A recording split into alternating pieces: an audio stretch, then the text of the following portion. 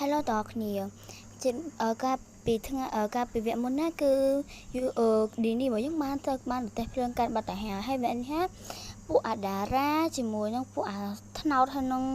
យូគីសក់ខ្លីហ្នឹងគឺបានហត់មកដល់ហើយយូគីនិយាយថាអូយអត់ទេ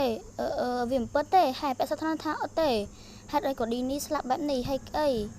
ហើយមីនេះក៏និយាយថាអត់ទេអត់កើតទេពួកគេនិយាយថាมันក៏ទៅជាអញ្ចឹងវិញហេតុអីបានឌីនេះត្រូវបានប្រទេសភ្លើងបុកអញ្ចឹងគេនិយាយថាបើមិនអញ្ចឹងណា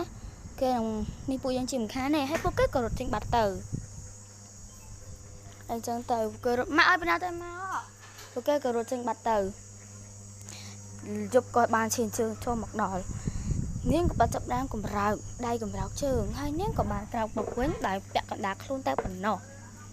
ហើយនេះមើលទៅកៅផ្នែករបស់នឹងគឺកំហឹងមែនតើហើយនេះនិយាយថាយើងនឹងសងសឹកវិញធ្វើឲ្យពួកឯងដែលខ្លួនដូចជាយើងតបមកនេះក៏បាត់ដើរដែលមានដៃតែពីរតែប៉ុណ្ណោះចេញពីក្នុងផ្លូវរថភ្លើងមួយនោះដែលងឹតឈឹងដែលពួកគេមិនបានឃើញអីនោះទេត្រាប់ពីឃើញពីអាងឹត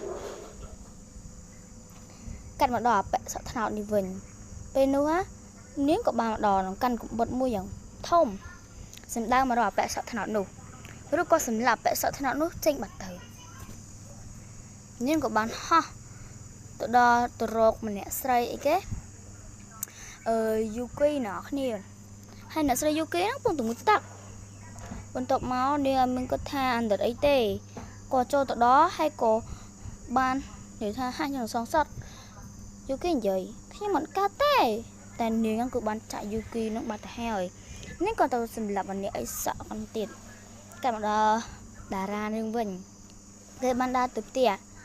តែពេលសងសង្ហបំផុតស្រាប់តែហាយើងនឹងស្លាប់ឯងអត់ទេពីណាហ្នឹង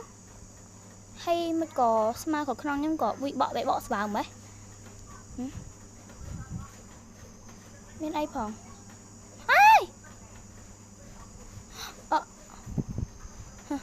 ឯងសម្រាប់យើងនឹងសងសឹកអ្វីដែលឯងធ្វើមកដាក់យើង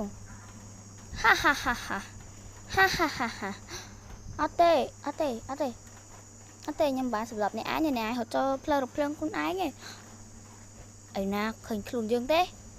អត់ទេជ្រក់រឿងនេះក៏បានឆែកទៅត្រឹមនេះចង់កុំភ្លេចចូល like និង subscribe ផងហើយនាងក៏ចាក់យកម្ដងខ្ញុំប្រណិតដែរសម្បីតែបន្តិចរឿងនេះត្រូវបានបញ្ចប់បាយ